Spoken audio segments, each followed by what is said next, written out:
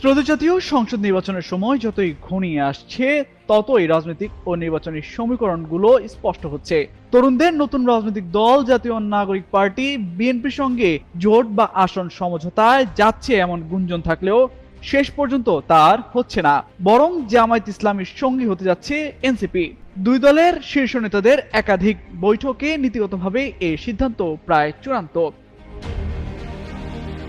এমন তথ্য দিয়ে একটি প্রতিবেদন প্রকাশ করে দৈনিক কালবেলা পত্রিকা। সেখানে নাম প্রকাশে অনিচ্ছুক এনসিপির দায়িত্বশীল একাধিক নেতার বরাতে বলা হয়, গতকাল বুধবার জামায়াতের শীর্ষ পর্যায়ের নেতাদের সঙ্গে দুদফায় এনসিপির আহ্বায়ক নাহিদ ইসলাম ও সদস্য সচিব আখতার হোসেনের নেতৃত্বে একটি প্রতিনিধি দলের বৈঠক হয়। সভাগুলো থেকে জোটের বিষয়ে আলোচনা হলেও তা এড়িয়ে শুধু আসন সমঝোতার বিষয়টিতে নীতিগতভাবে একমত হয়েছেন দুই দলের নেতারা। বৈঠক সূত্র বলছে, এনসিপি অন্তত 50টি আসনের নিশ্চয়তা চায়, তবে জামায়াত ইসলামী 30টি আসন দেওয়ার আলোচনা করেছে। বৈঠকে আসন সমঝোতার বিষয়টি চূড়ান্ত না হলেও 30 থেকে 50টি আসন এনসিপি কে ছাড়ার ইঙ্গিত পাওয়া গেছে।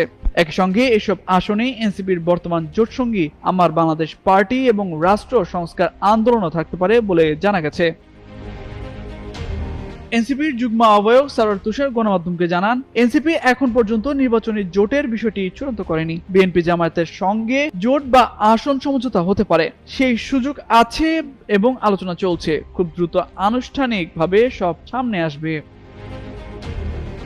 এদিকে গতকাল দুপুরে রাজধানীর আগারগাঁওয়ের নির্বাচন ভবনে সাংবাদিকদের সঙ্গে আলাপকালে এনসিপির মুখ্য সমন্বয়ক নাসিরউদ্দিন পাটোয়ারী জানিয়েছেন, অন্য কোনো রাজনৈতিক দলের সঙ্গে আসন সমঝোতা হলেও এনসিপির প্রার্থীরা শাপলাকলি প্রতীকেই নির্বাচনে অংশ নেবেন। অন্যদিকে জামায়াতের সাথে এনসিপির জোট নিয়ে ফেসবুকে এক স্ট্যাটাস দিয়েছেন বৈষম্য বিরোধী ছাত্র আন্দোলনের সাবেক সমন্বয়ক আব্দুল কাদের। সেখানে তিনি লিখেন, এনসিপি অবশেষে জামায়াতের সাথে সরাসরি জোট বাঁধছে।